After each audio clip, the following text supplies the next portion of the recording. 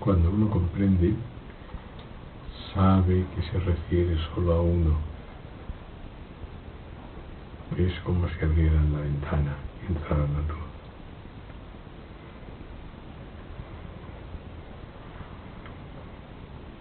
Todo el lenguaje que uno escucha es una proposición.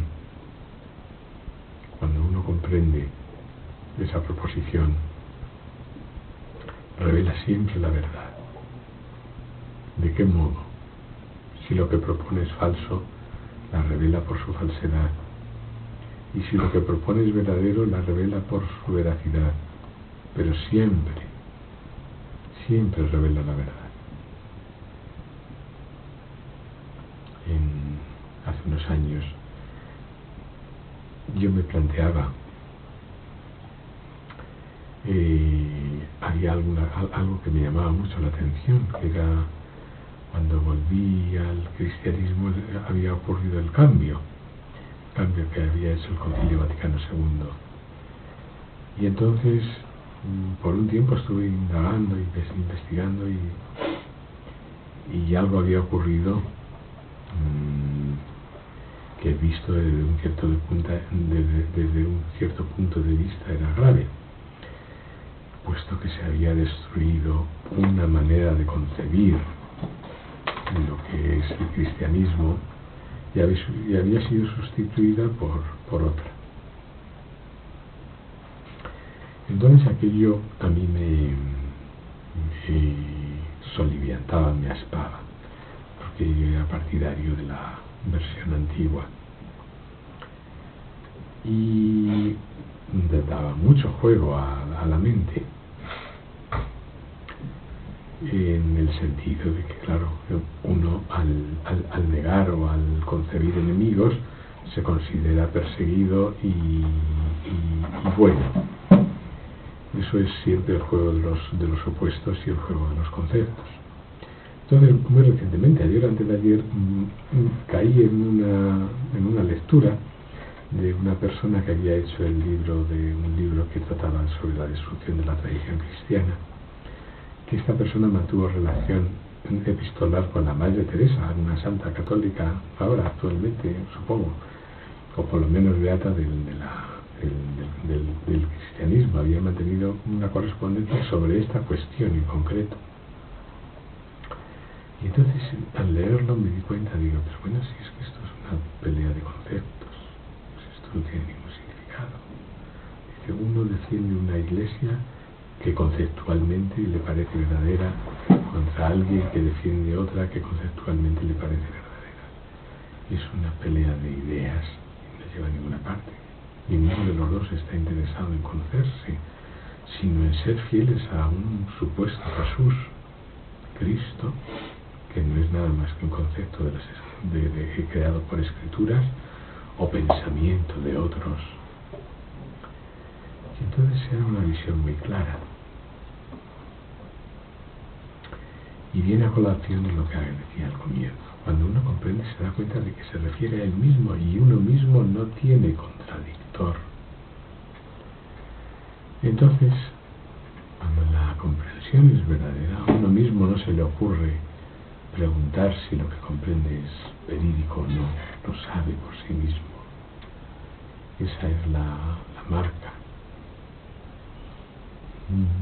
Entonces, es cuando comienzan las proposiciones y era por eso a lo que aludía este pequeño inciso que he hecho sobre el cristianismo, cuando las proposiciones empiezan a hablar por sí solas, porque mientras la comprensión está ausente, las proposiciones, uno siempre es un partidario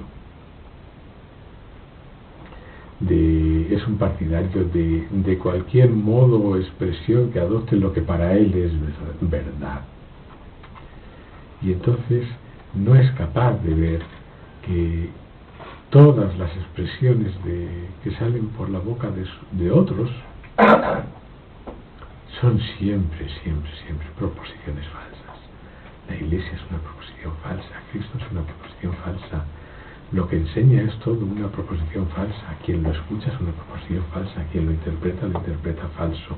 Pero ya no voy a referir a la Iglesia, que parece ser un estamento ¿verdad?, un dicho espiritual, sino lo más ordinario de lo más ordinario, la vida más ordinaria de lo más ordinaria. Quien le llama a uno padre le hace una proposición falsa. Si uno dice a alguien hijo, le hace una proposición falsa. Si no hay nada de tal, no hay nada de tal. Entonces había una enseñanza de Ruiz Randiz que ayer me impresionó, lo comentaba alguien. Alguien le preguntaba sobre el amor, y entonces el amor existe, y Ruiz Randiz dice, el amor no, dice, ¿el amor qué es? Dice, para que usted haga el amor a alguien tiene que haber ese otro, ¿no? Dice, sí, dice, eso es dualidad, eso es falsedad, el amor no hay ningún amor. ¿Cómo pensar que el mar se inquiete por amar a las burbujas? El mar ama a las burbujas, las ama a una particularmente más que a otra. El mar se revela a una burbuja más que a otra. El mar le dice a una burbuja, oye, que yo soy la verdad más que a otra. El mar hace revelación de sí mismo a alguna burbuja alguna vez. El mar no tiene la menor, no sabe ni qué hay burbujas. Y me llamaba la atención por eso. Dice, claro, si todos oímos continuamente la dice Dios ama, o el amor cambia, el amor transforma, el amor esto, el amor lo otro. Algo que solo existe en nuestra concepción, solo existe en la vigilia, que es un estado, es decir, si uno no lo comprende, es la prisión más estrecha, lo más estrecho de lo más estrecho, la prisión más angosta es la vigilia. Y sin embargo sus fronteras son muy inmediatas.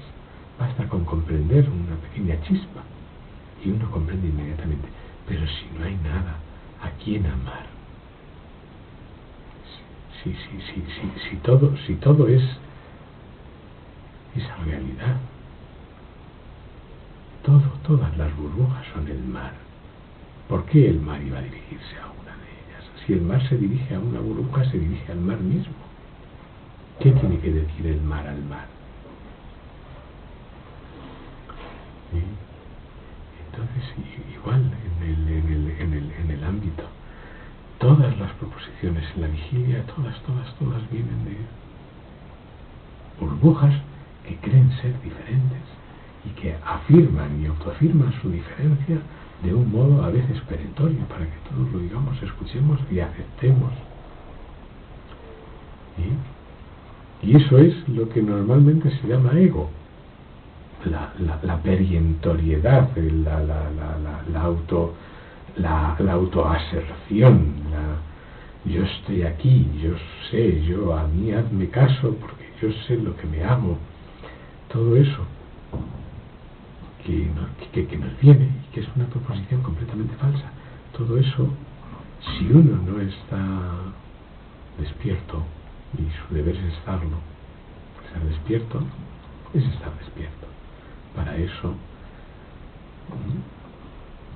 se hablaba el otro día de la atención, y su deber es estarlo en el momento en que oye una proposición, la que quiera que sea. Inmediatamente uno comprende lo que la proposición implica y se comprende a sí mismo, ni oponiéndose, ni siendo mejor, ni siendo absolutamente nada diferente, como en absoluto existente. Aquí no hay nadie. Entonces, ¿a quién se va a oponer? Uno lo escucha y dice, bueno, es como decía antes de esa relación que había entre esta persona que escribió la destrucción de la religión cristiana y la Madre Teresa. Bueno, pues cada uno de ellos decía una cosa, se armaba de argumentos, se remitían a autoridades más altas para tener razón. ¿Y por qué no abandonar todo eso? Pues es una cosa completamente inútil. ¿En qué le toca a uno? ¿En qué le daña a uno? Si uno está soñando, uno está en un sueño. La vigilia es un sueño. ¿Quién se declara abiertamente enamorado de lo que soñó anoche? ¿Quién dice, tenía un amor loco por el sueño? Dentro del sueño le declaré mi amor al sueño, a lo que estaba siendo soñado. Sin embargo, en la vigilia todo el mundo lo hace. todo el mundo se declara apasionadamente enamorado de vivir, de soñar. Sin embargo, la vida nunca jamás nos ha confesado su amor. Nunca jamás se ha dirigido a nosotros diciéndonos: estoy enamorada de ti, de tal modo que te voy a hacer vivir eternamente.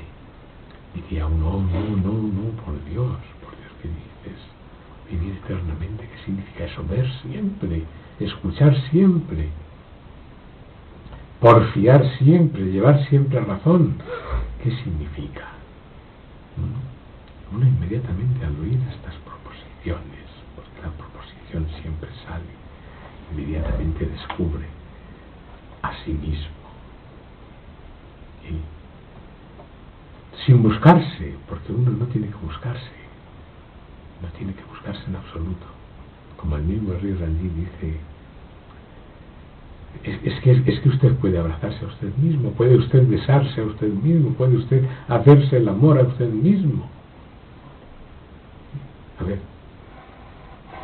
para que eso se dé tiene que haber otro, eso es dualidad, eso es falso, eso es sueño, eso es vigilia, eso no existe. Compréndalo y descanse. El otro día hablábamos de una actitud que es la más poderosa de todas, que es la actitud de la atención. Y hablábamos de las derivas, también se puede decir escora, cuando algo se escora, se va, finalmente se estrella. Y es una actitud que debe de venir completamente espontánea. Digo debe de venir completamente espontánea porque no es la actitud corriente estar atento. Normalmente se entiende por atención un esfuerzo, el esfuerzo por prestar atención. No, estar atento es estar viendo exactamente como uno está viendo una película, pero no absorbido por ella, ni tampoco diferente de ella, sino viendo la proposición que está haciendo continuamente eso, y viéndose a uno mismo completamente independiente, inalcanzable, intocable, imposible de tocar, porque lo irreal, lo que no existe, no puede tocar nunca lo que existe. Por más que nosotros nos empeñemos, la vida no puede tocarnos. Como no nos tocó el sueño que soñamos anoche, no nos tocó en ningún punto. Dice, la vida sí puede tocarme, puede darme un martillazo, puede pincharme en el cuerpo. Entonces uno dice, yo soy el cuerpo, acepta eso, yo soy el cuerpo. ¿Es verdad? No es verdad. No soy los brazos, no soy las piernas, no soy el dolor que se siente, no soy el placer que se siente ahí fuera, a kilómetros y kilómetros luz de mí mismo, imposible de que llegue a mí, ya sea el dolor más intenso o el placer más intenso, no tiene nunca el menor contacto conmigo. En un instante se esfuma, no deja ni rastro, pero están ahí las derivas, las escoras, y solo pueden ser disueltas, lo decía el otro día, hay que decirlo muchas veces, con atención. Solo la atención puede disolverlas. No que uno deje de hacer o no hacer porque uno no hace nada, es decir, el sueño, cuando el sueño viene, uno hace miles de cosas, muchas cosas, tiene muchos pensamientos, ¿sí? Pero la realidad es que uno no está haciendo nada, está dormido, está en su cama, no mueve una mano, no dice una palabra, no emite un sonido. ¿Dónde está ocurriendo eso entonces? ¿Y qué contacto tiene conmigo? ¿En dónde me está tocando el sueño?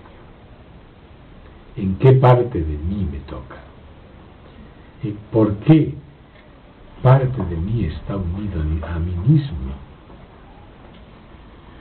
Uno puede preguntarse eso y no lo encuentra. No encuentra en qué parte me toca. No encuentra en qué parte de mí ¿O a qué parte de mí está unido? No lo encuentra. No tiene el menor contacto conmigo. No me toca en ninguna parte. Y uno se descubre así, despierto, viendo la proposición de un sueño, se descubre así completamente aparte de lo que está siendo soñado. Por completo, completamente aparte. Del mismo modo puede comprenderse completamente aparte. Imposible de tocar por la vigilia. La vigilia es exactamente igual que el sueño. Lo he dicho muchas veces. Vigilia y sueño no son más que, no los separa más que una mínima, vamos a decir, cualidad. El hecho que de común en ambos es que se ven seres, se ven actitudes, se ven actos, se ven aparentes consecuencias de actos. Hay una dormición, eso comienza, y hay un despertar, eso acaba. Y cuando eso acaba, uno dice, no era de verdad. Pues igual, cuando el sueño de la vigilia acaba, debido a la atención, y a que acaba porque uno despierta, debido a que uno está despierto, pues igual se dice a sí mismo, era solo un sueño. ¿Qué significa eso? Es solo un sueño. Significa exactamente lo que dice, es solo un sueño. Entonces caen responsabilidades, preocupaciones, inquietudes, recuerdos, venganzas, agravios, amores, todo eso, todo lo que se supone que son pasiones humanas, se disuelve, y se disuelve el humano mismo, que no es nada más que eso, un nombre recibido por algo que está siendo soñado. Nuestra identidad, digo nuestra porque para que se entienda, la identidad revestida en el sueño, en la vigilia, está siendo soñada. Cada uno es un hombre o una mujer, eso es lo que a él le parece, está siendo soñado. Preguntaban a Rini Sagrada Maharaj la razón de hombres y mujeres, y él dijo, la razón de hombres y mujeres es nada más que el placer. ¿Qué pensaba usted? Entonces alguien se lo comenté y dijo, yo no estoy de acuerdo. Es una actitud. Una vez que uno yo no estoy de acuerdo, está oyendo una proposición. En vez de decir, ¿qué habrá querido decir el sabio? La razón de ser es el placer. No dijo su placer, ni el de ella, sino el placer, que es bastante significativo, algo muy impersonal. La razón es el placer, porque normalmente cuando las personas se atraen o hacen lo que se dice el amor, dice, cada quien es como exactamente como cuando va a orinar, dice, me estoy peando. No dice uno, hay sensación de querer mear. ¿Quién la tiene? Nadie. Antes no estaba. Yo me he apoderado de ella. Y entonces digo, me meo. Pues igual, cuando hay placer, hay placer, no ni mío ni tuyo. No se trata de mí, porque no hay nada más que pensarlo. ¿Es que el que siente ganas de mear es distinto en uno que en otro?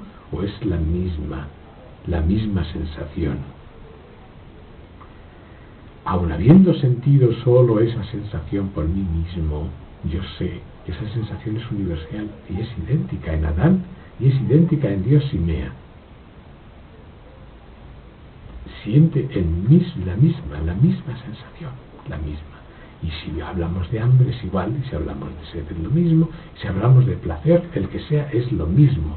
Es placer, el placer y el dolor. No es el mío. Son,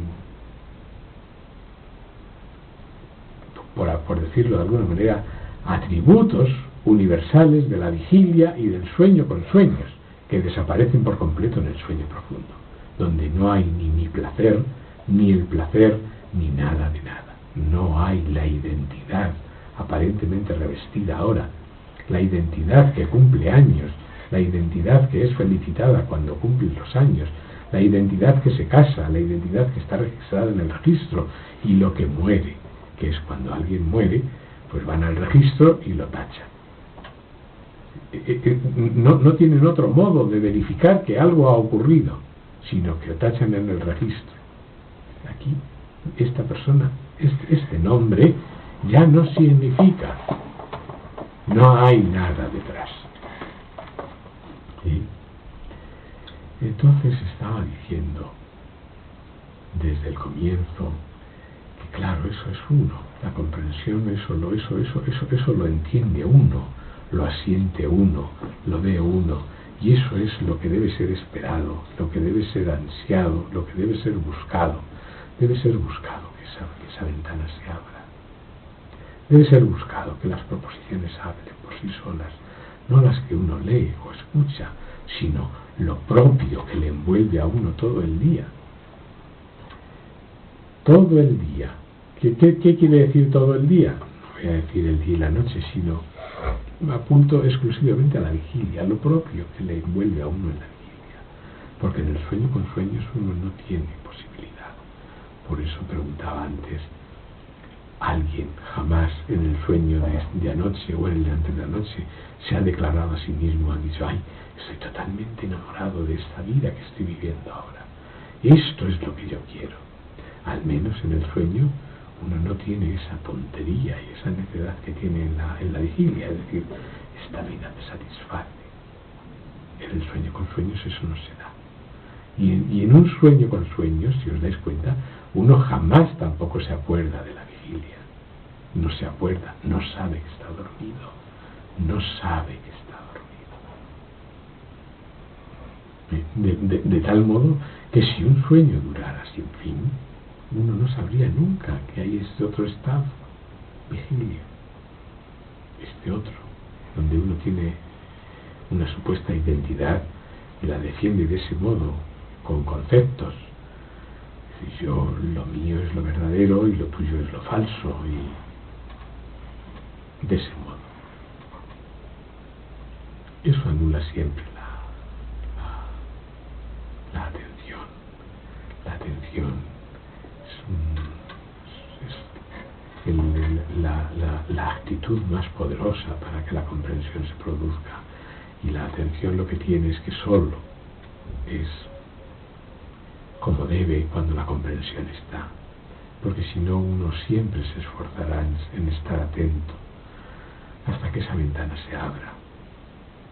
Como decía Siddha Rameswar, cada vez encuentro que tiene más razón. Oír una vez puede hacer conmover, oír 10 veces puede hacer amar lo que se escucha, oír 1000 veces puede hacer columbrar ligeramente a qué se está apuntando, y oír muchas veces, un millón de veces, muchas veces, incalculables veces, hace perder la noción de que se está escuchando y de que uno escucha. Y entonces es cuando la comprensión se da. Si ninguno de los dos trabajos es eludible, ni la escucha ni la atención. La escucha para cuando se escucha y la atención para estar escuchando siempre, porque la sabiduría habla por todas las bocas.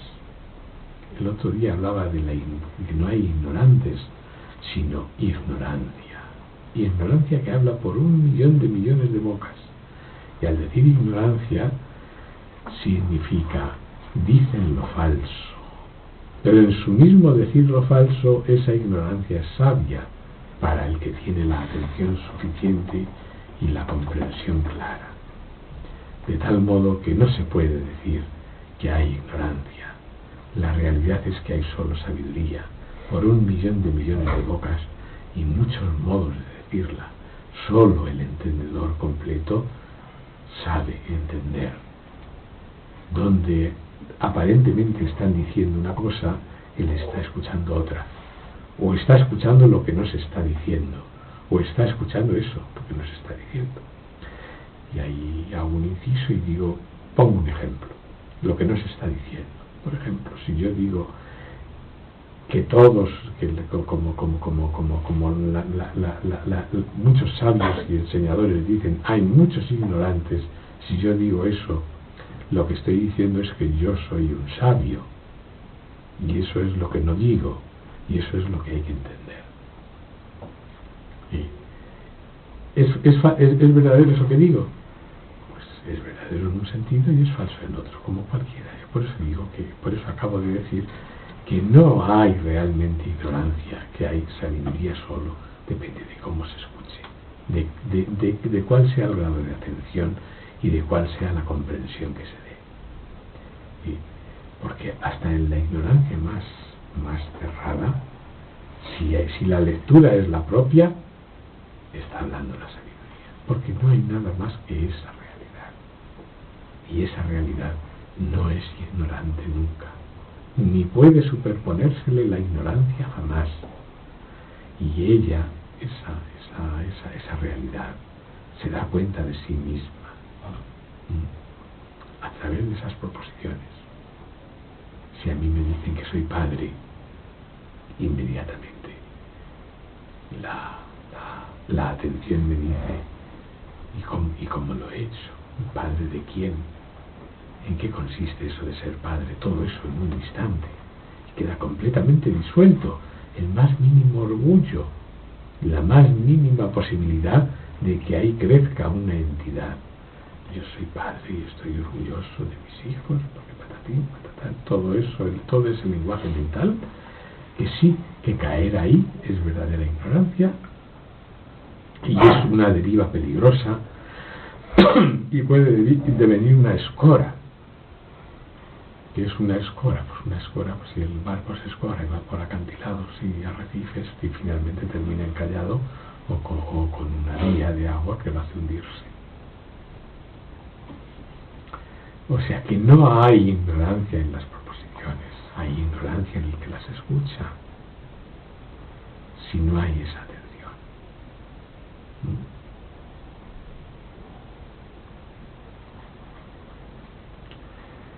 Todas las bocas que usa el lenguaje de la vigilia son siempre para acusar. Y al decir acusar es una palabra mucho más ajustada que usar 3 o 4. Acusar, a uno se le puede acusar de santo y a uno se le puede acusar de malvado. A uno se le puede acusar de bueno y a uno se le puede acusar de inicuo. Siempre es una acusación, y esa acusación implica que yo soy alguien. Si la acusación es una alabanza, pues entonces aquí crece ese alguien, se siente muy reconfortado. Si es un vituperio, dicen es imbécil, entonces se siente completamente, se pone de manos. Si os dais cuenta, si la atención está, eso no ocurre. Si la atención está, eso no ocurre, porque aquí no hay nadie. Y entonces esas proposiciones han hecho su verdadera labor. Son proposiciones de sabiduría, aunque aparentemente uno pueda quejarse y que bueno, yo estoy harto de que desde que el estado de nacimiento está aquí no he recibido más que acusaciones. Se me ha sentado en la silla de los acusados, se me ha acusado de nacer, se me ha acusado de hacer, se me ha acusado de que nunca hago nada bien, se me ha acusado de que estoy casado, se me ha acusado de que soy malvado, de que unas veces de que tengo doblez, de que unas veces digo que esto es blanco y al rato siguiente que es negro, que no se pueden fiar de mí, todo ese tipo de cosas que uno oye normalmente. Se puede hablar de ese modo y es un paso, o se puede ser más atento y darse cuenta de que no están hablando de nadie. Y esa es la única manera en que esas proposiciones acusatorias quedan completamente disueltas y su finalidad alcanzada. Se convierten en proposiciones de sabiduría. Eso es lo que quería decir.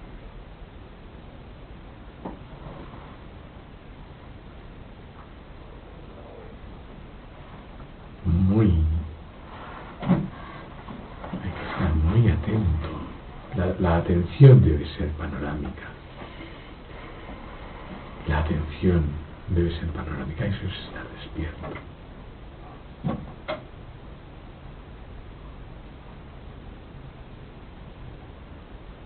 Ni grande ni pequeño, ni sublime,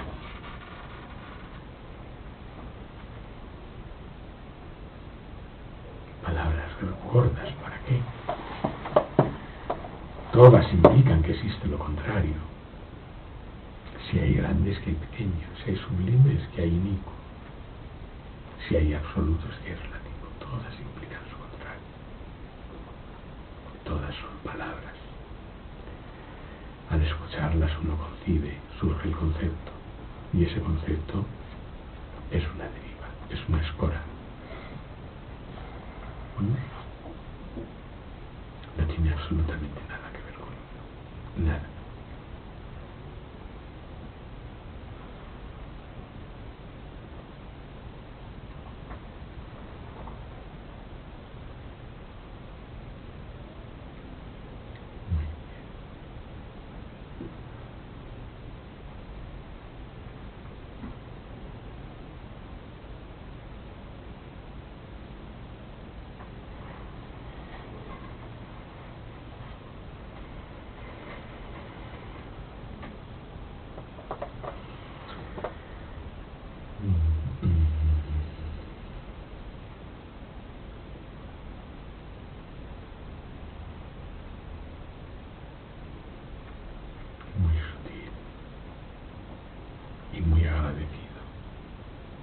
En el sentido en que se entiende agradecido.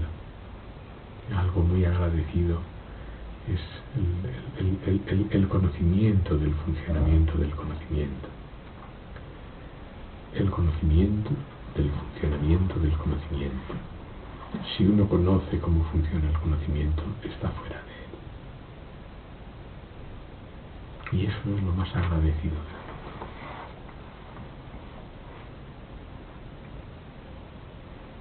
lo más agradecido.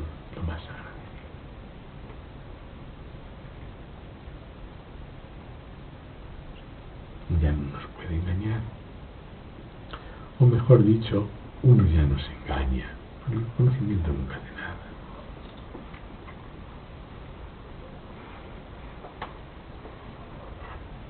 Muy bien. ¿Qué me dice mi querido José Manuel? José Manuel.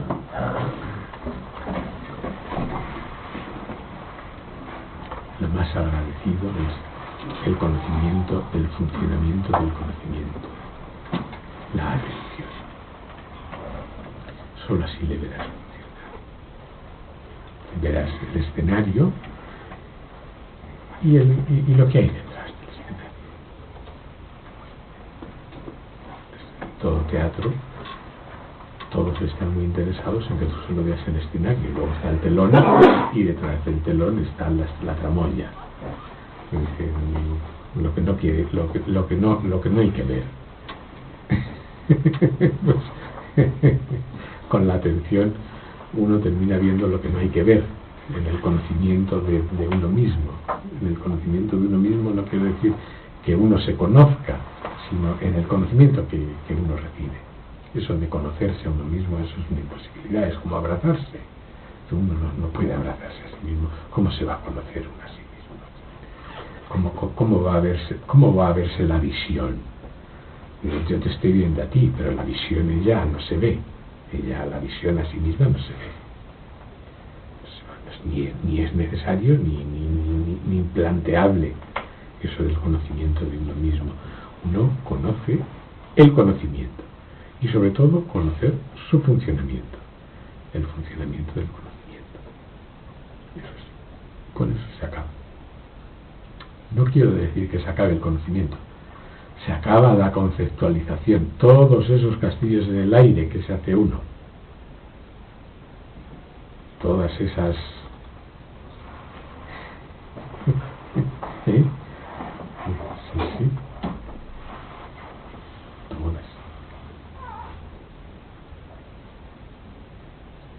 todos los castillos en el aire se acaba. Queda uno muy en paz, por eso digo que es una cosa muy agradecida. caliente, cuando uno tiene mucho frío, es una cosa muy agradecida.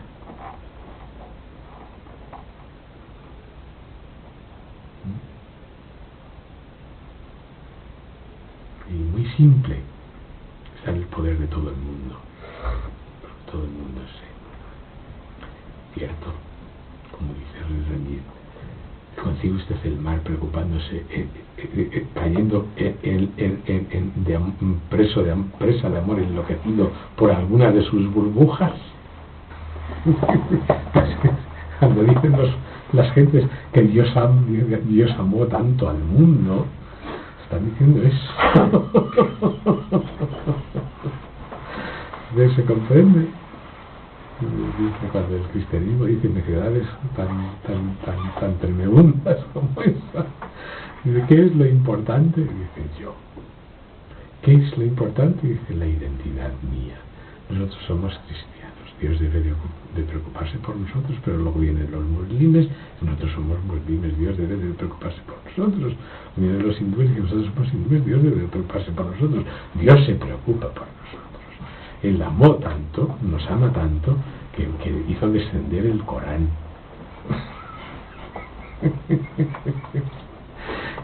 y cosas así.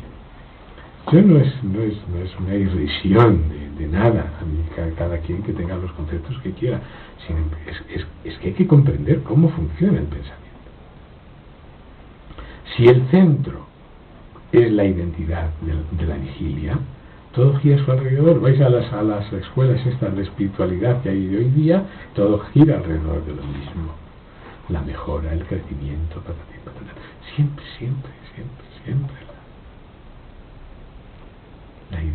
El concepto central es yo existo. Tengo mucho miedo de dejar de existir. Estoy totalmente aterrorizado. Cosa que no pasa en el sueño. En el sueño te mueres algunas veces, te matan y todo, pero misteriosamente sobrevives. No pasa nada. Yo creí que morirse era otra cosa. No. Me han asustado.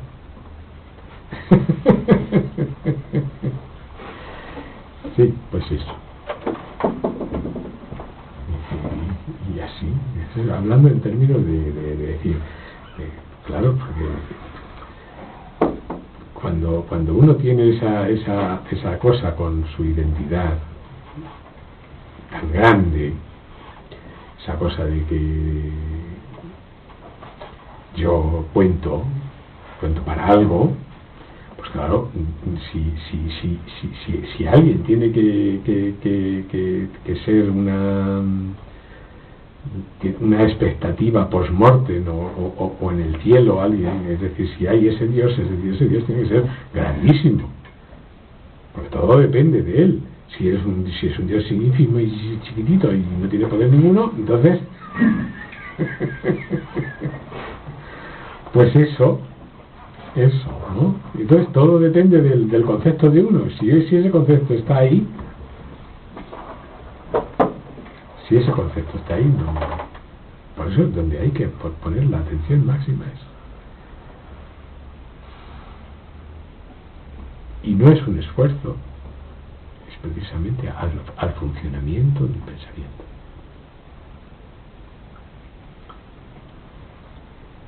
Y no hace falta sentarse, porque la sabiduría habla por todas las bocas. El otro día lo dije, ignorancia, pues hoy es la sabiduría. Donde hay ignorancia y sabiduría, las dos van juntas, son la misma cosa. Si habla la ignorancia, dice uno, si está todo prendado de sí mismo, digo, pero qué necedades, dice. Esto no se puede escuchar. ¿Qué significa eso? Pues está claro. La tramoya, lo que no se ve, es que uno sabe mucho, claro. Que uno es alguien. Que uno... En fin. Eso es lo que no se ve.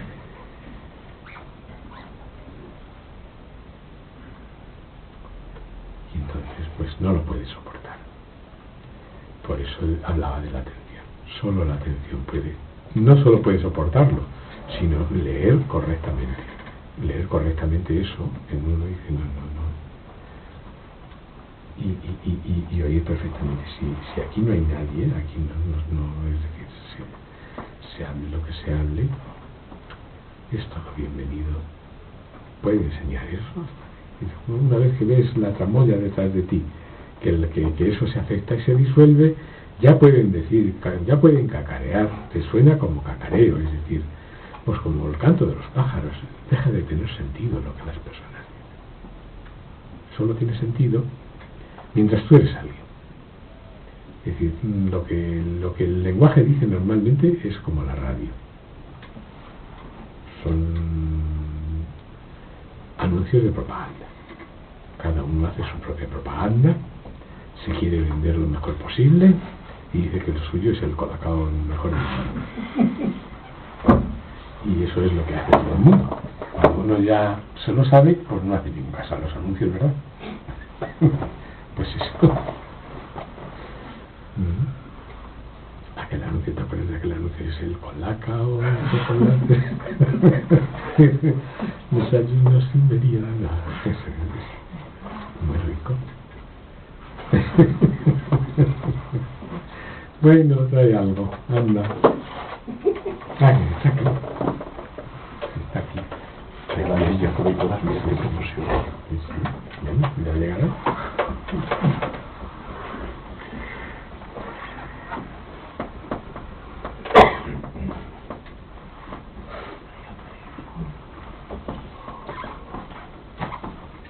¿Qué es lo que de Rosa?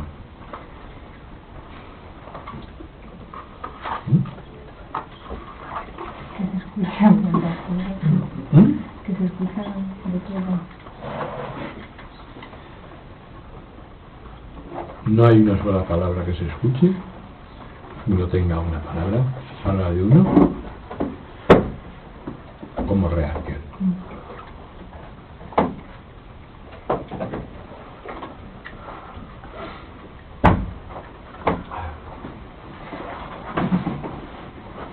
Lo mío es mejor siempre. Esa es la primera. Y ahí no hay ignorancia en los sabios. Todo el mundo escucha eso. Y si tú habla, pero lo mío es mejor.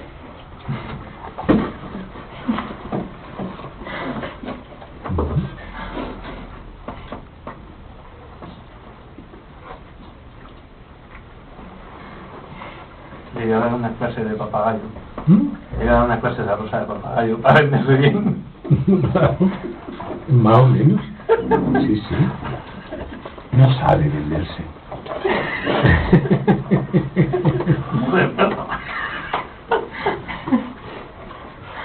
Sí. Siendo consciente de ello, roba todo lo que quieras. Hace millonario. Pero no olvides nunca la atención. Todo es tuyo. Puedes cogerlo.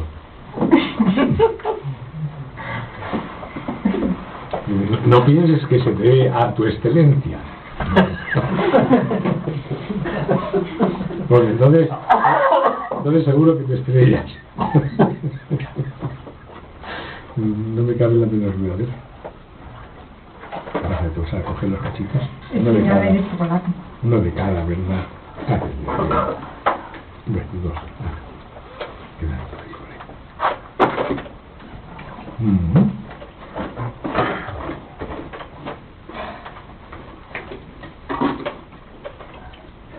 Unas polémicas de una gravedad para decirnos lo usted dirá lo que quiera, pero lo mío es lo mejor.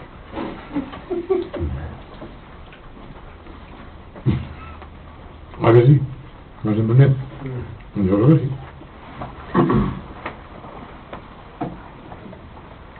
Pues eso es a lo que aludía con el conocimiento del pensamiento de uno. El conocimiento de cómo funciona el conocimiento.